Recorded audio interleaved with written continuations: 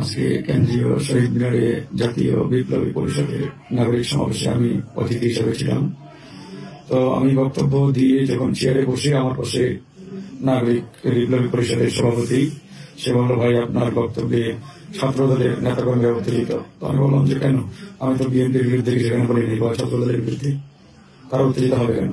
আমি বক্তব্য দিয়ে নিচে নামছি যাওয়ার জন্য, সাথে সাথে পিছন থেকে অতর্কিত ভাবে আমার উপরে তারা আক্রমণ করে। তারা আক্রমণ করার পরেই পরবর্তীতে আমরা নিশ্চিত হয়েছি যে এটা এই বিপ্লবী পরিষদের সন্ত্রাসীরা এই আক্রমণ চালিয়েছে ছাত্রলীগের গাড়িতে। কেন আমরা সেখানে এই যে আমাদের সহযোদ্ধাদের তারা ট্রিটমেন্ট দিতে পারে নাই, নানান সংকট জটিল, সরকারের বেশ কিছু প্রতিষ্ঠা আওয়ামী এজেন্ডা বাস্তবায়নের কাজ করছে, এরকম নানাবিধ বিষয়ে সমালোচনার কারণেই মূলত এই আক্রমণটি হয়েছে আমাদের উপর। আজকে কেন্দ্রীয় শহীদ মিনারে জাতীয় বিপ্লবী পরিষদের নাগরিক সমাবেশে আমি অতিথি হিসেবে ছিলাম।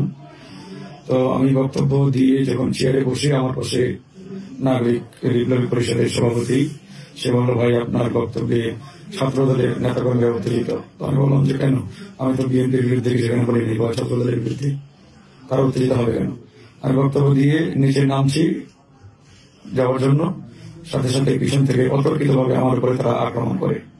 তারা আক্রমণ করার পরেই পরবর্তীতে আমরা নিশ্চিত হয়েছি যে এটা এই বিপ্লবী পরিষদের সন্ত্রাসীরা এই আক্রমণ চালিয়েছে ছাত্রলীগের গাড়িতে। কেন আমরা সেখানে এই যে আমাদের সহযোদ্ধাদের তারা ট্রিটমেন্ট দিতে পারে নাই, নানান সংকট জটিল, সরকারের বেশ কিছু প্রতিষ্ঠা আওয়ামী এজেন্ডা বাস্তবায়নের কাজ করছে, এরকম নানাবিধ বিষয়ে সমালোচনার কারণেই মূলত এই আক্রমণটি হয়েছে আমাদের উপর।